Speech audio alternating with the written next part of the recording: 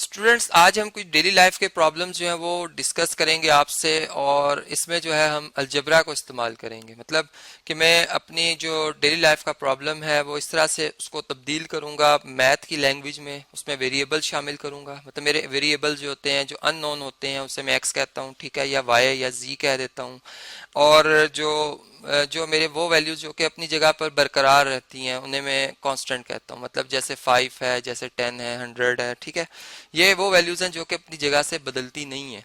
अब इस तरह से है कि अब हमारे पास जो नंबर है वो कुछ इस तरह का है। यानी मैं एक प्रॉब्लम आपसे इस तरह से डिस्कस करना चाह रहा हूँ कि हमारे पास ये इस तरह से लिखा हुआ है कि अगर आपका एक नंबर है एक्स, ठीक है। अब एक्स वो हमारा नंबर है। अब इसको हम मल्टीप्लाई करने जा रहे हैं, ठीक है। इसको हम मल्टीप्लाई करने जा रहे हैं इसी इसी जैसे नंबर, लेकिन उसमें 7 ऐड कर दें, उसमें 7 और ज्यादा कर दें, ठीक है, इंक्रीज कर दें। मतलब अगर एक नंबर हमारा फर्ज करें एक था तो उसमें 7 जमा कर दें तो कितना बन जाएगा, 8। तो इसमें अगर हम देखें तो x और x प्लस 7 जो है ये कितना आ जाएगा हमारे पास। x और x प्लस 7 कितना आ जाएगा, जो भी हमें उन्होंने बताया हुआ है, फर्ज करें हम कहते हैं 24 है, ठीक है। अब अब हम ये मैंने एक प्रॉब्लम बनाया और अब मैंने इसमें जो मैं चाहता हूँ, मैं अपने जहन में ये चाहता हूँ कि मेरा वो आंसर जो है वो रैशनल नंबर से बिलोंग करे, ठीक है। ठीक है। तो अब मैं क्या करता हूँ कि मैं जब इसे सॉल्व करता हूँ, फर्ज करें मेरा जवाब जो आता है वो आ जाता है 12.5। अब ये मैंने एक अंदाजन बात की है, मतलब आप इसको सॉल्व कीजिएगा। इसमें जाहिर बात है क्वाड्रेटिक इक्वेशन है, सेकंड डिग्री पोलिनोमियल इक्वेशन है, आप इसको 3 मेथड है उससे सॉल्व करेंगे। लेकिन अब ये मेरा सोल्यूशन कहलाएगा। मैं ये सिर्फ बताना चाह रहा था कि ये मेरा सोल्यूशन, एक्स की वो वैल्यू जिससे ये इक्वेशन जो है वो क्या हो जाती है जी, ट्रू हो जाती है। इसकी लेफ्ट साइड राइट साइड आपस में बराबर हो जाती हैं, इसलिए इसका सोल्यूशन है।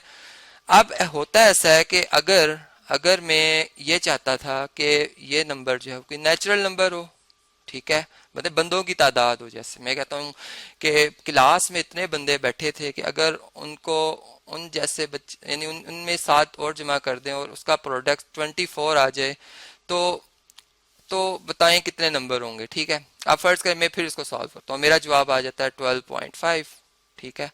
तो अब क्या होगा, अब मैं कहूँगा नहीं, मैंने जो प्रॉब्लम बनाया वो इसको फॉलो नहीं करता। मतलब इसलिए फॉलो नहीं करता कि जो मैंने जो सोचा था नंबर वो तो ये नहीं था। मैं तो कोई बंदों की तादाद ना 12 में तो 12 होती है, 13 होती है, 12.5 नहीं होती, ठीक है। तो ये मेरा क्या बन जाएगा, एक्सट्रेनियस रूट बन जाएगा, ठीक है। मतलब हम सोल्यूशन इसको नहीं कह सकते। तो इस तरह हम अपने एक तो डेली लाइफ के प्रॉब्लम को मैथ की लैंग्वेज में भी कन्वर्ट करते हैं और फिर ये भी देखते हैं कि आया कि उसमें ये हमारा जो हम जो सोच रहे हैं क्या वो हमें उसका जवाब भी मिलता है या नहीं मिलता। फिर इसी तरह मैं एक और प्रॉब्लम आपसे डिस्कस करता हूँ। मैं अब इंक्रीज किया था, मैं कहता हूँ मैं एक नंबर सोच रहा हूँ। अब मैं उस नंबर से अगर 15 माइनस कर दूं, ठीक है, जाहिर बात है 15 से बड़ा नंबर होगा या छोटा होगा। अब वो प्रोडक्ट हमें बताएगा। प्रोडक्ट कैसे बताएगा, मतलब अगर मैं कहता हूँ उसका प्रोडक्ट बनता है 50 तो देखें कि जाहिर बात है कि फिर एक प्लस का और एक माइनस का हो तभी माइनस का साइन आता है। दोनों माइनस के हो तो फिर कभी नेगेटिव साइन नहीं आता, ठीक है। तो फिर इसका मतलब कि हमारा एक्स जो होगा वो 15 से क्या होगा, लेस ही होगा। एक तो हमें ये भी पता चल जाता है अंदाजन। और फिर हम इसको इस प्रॉब्लम को जो डेली लाइफ का जो हम सोच रहे होते हैं उसके मुताबिक हम इसको बना भी लेते हैं। तो इस तरह से आपने देखा कि जो इस तरह हमारे जो भी प्रॉब्लम होंगे, जैसे अगर एक रेक्टेंगल के हवाले से हम बात कर लेते हैं। एक रेक्टेंगल है हमारे पास। अब रेक्टेंगल की अगर आप डेफिनेशन पे जाएं तो इसकी 2 डायमेंशंस होती हैं। मतलब एक हमारे पास जैसे एक कॉपी का पेज है, ठीक है।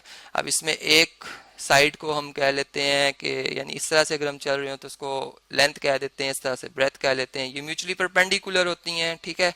तो ये जो हमारे पास जितने टाइम्स ये एल लाइंस इसमें मौजूद हैं ये इसका एरिया है, ठीक है। मतलब मैं इसका एरिया कितना किस तरह से बना सकता हूँ, मैं इसका एरिया लिखूंगा A is equal to L times B. Basically हम मल्टीप्लीकेशन तो एडिशन ही की सिंपलेस्ट फॉर्म है। मतलब कि मैंने एक क्लास से 2 रुपीज 50 बच्चों से कलेक्ट किए। मैं क्या करता हूँ, मैं लिखता हूँ 100, ठीक है। अब क्या हुआ कि अगर जो है वो मैं 50-50 मतलब हर बंदे से 50 रुपये, सॉरी मैंने हर बंदे से 2 रुपये अगर सिलेक्ट किया और मैं 2 को 50 दफा ऐड करता तब भी तो यही जवाब आता। तो इस तरह से हमने देखा कि हमारे पास जो एरिया है वो किसके इक्वल होता है, लेंथ टाइम ब्रेथ के। और फिर सारी बात है इनका, इसका जो यूनिट होगा वो सेंटीमीटर स्क्वायर होगा, वो आप इसका ख्याल कीजिएगा। तो इस तरह से जो है वो हमने देखा कि हमारे पास जो ज्योमेट्री है उसको भी, ज्योमेट्रिकल प्रॉब्लम को हम कन्वर्ट करते हैं अपने अलजबरा में, उससे भी हम मदद हासिल करते हैं और उस ज्योमेट्री के उस प्रॉब्लम को हम अलजबरा से भी सॉल्व कर लेते हैं।